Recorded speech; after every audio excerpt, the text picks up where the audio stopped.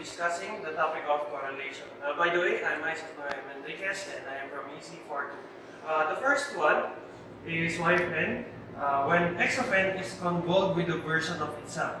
It's either a shifted version or a flipped version of itself. This is known as autocorrelation. The next type of correlation is cross-correlation.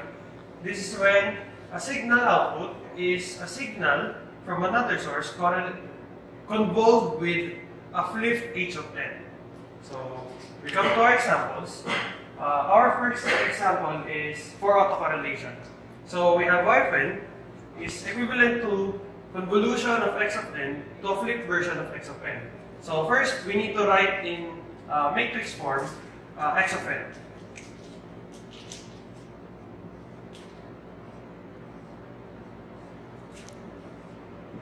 The next step is to find the product of each element of rows and columns. So first, 1 times 1 is 1, 0 times 1, 0, negative 1 times 1 is negative 1, and then a row of zeros is all zeros, and negative 1 is 1, 0 times negative 1, 0, and negative 1 times negative 1 is 1. The next step is to put diagonal per column and row of the matrix produced so that we can get the sum of each diagonal. So we must first remember that in autocorrelation, given the signal x of n, if there is no indication of where the origin is, the most left component is always the origin. So we need to take note of that because we will use that in getting the output of y of n. So this is the origin and this is the origin, which means that the product of those will contain the origin. So we write y of n. So 1, 0, negative 2, 0, and 1. This will be our output y of n. And don't forget the origin 1. The next one is cross-correlation. So cross-correlation, as we have tackled, is when a different signal is convolved with a flipped value of h of n. So we need to flip h of n, so h negative n. We must first take note where the origin is, this part. So we always flip by the origin. So we go with, and the origin is here.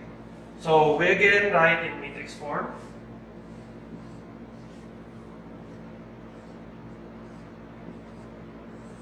And then we get the product.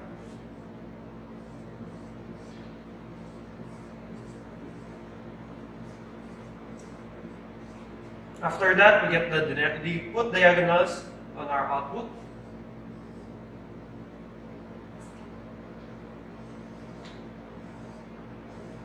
And then we get the sum of each diagonal.